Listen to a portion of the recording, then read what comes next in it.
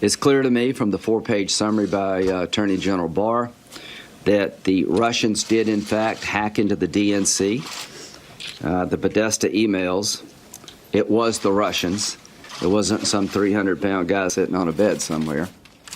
And the conclusion was firm, without equivocation, that no one on the Trump campaign colluded with the Russians when it came to the 2016 election.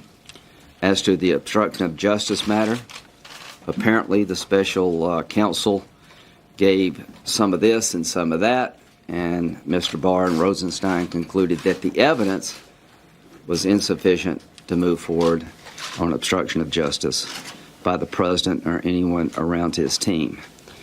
So I hope soon to have as much of the report released as possible. And what happens next? What happens next is that I have been talking since 2017, the end of 2017, about the other side of the story.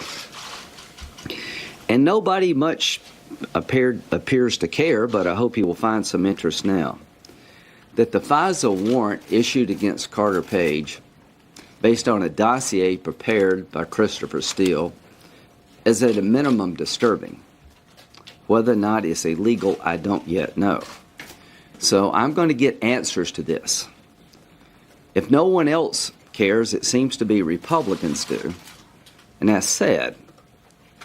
Because if the shoe were on the other foot, it would be front page news all over the world.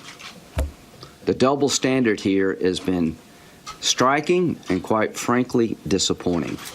I am 100% convinced that if the Republican Party had hired Mr. Steele to go to Russia and investigate Clinton, and the report was prepared and given to the Department of Justice, used to get a warrant against a Clinton associate, and the underlying information in the dossier proved to be garbage, everybody in the world would have it on the front page.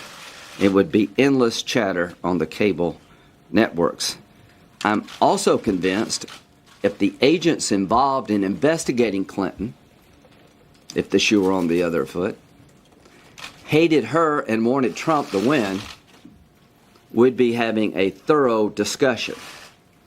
I'm also convinced if they interviewed Trump with a couple of his associates there, not under oath, and already made up a decision not to charge him, that they would be outrage in this country.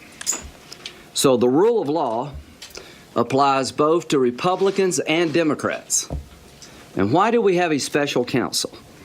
In rare circumstances, to have somebody outside the Department of Justice to take a look at a hot topic. I know the president did not believe that a special counsel should have been appointed. I do. It was clear to me that Jeff Sessions was part of the Trump campaign. And when it came time to look at whether or not the Trump campaign did anything wrong with the Russians, it's impossible for Jeff Sessions to render a verdict because he was part of the campaign. That made eminent sense to me then and now. What makes no sense to me is all the abuse by the Department of Justice and the FBI, the unprofessional conduct, the shady behavior. Nobody seems to think that's much important. Well, that's going to change, I hope. I've been calling since the end of 2017 for a special counsel to be appointed to look at whether or not the FISA warrant process was abused for political purposes, whether or not a counterintelligence investigation was opened up regarding the Trump campaign as a backdoor to spy on the campaign. I still, to this day, am at a loss to explain why nobody went to President Trump to tell him there may be some people in your orbit that are connected to the Russians and working with the Russians. A counterintelligence investigation is designed to protect the entity being targeted by a foreign power. In Dianne Feinstein's case, she had somebody working with her that the FBI suspected of having an inappropriate relationship with the government of China. They told Diane about it, and she let the guy go. That's the way it's supposed to work. How did it fail and break down here? Was it a ruse to get into the Trump campaign? I don't know, but I'm going to try to find out. As to the Clinton email disposition, why did Comey do what he did? Why did he take over the investigation in July, make a statement that she did a lot of bad things but not quite a crime? That did affect this election. And if the shoe were on the other foot, Republicans would have been pretty mad about that. What was the conflict that made Loretta Lynch so unable to preside over the Clinton email investigation? Was it just a tarmac meeting, or was it more? I believe there was more there, and I intend to get to there.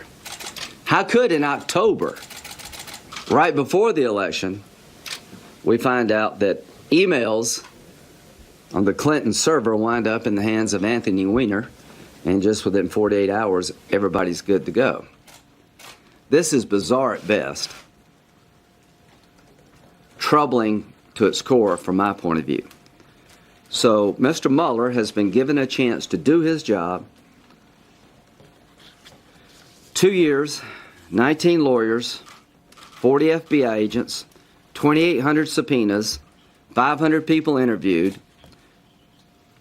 230 orders for communication records, 13 requests to foreign governments for evidence, $25 million or more. That is what happened to the Trump campaign. And I've been okay with that scrutiny from day one.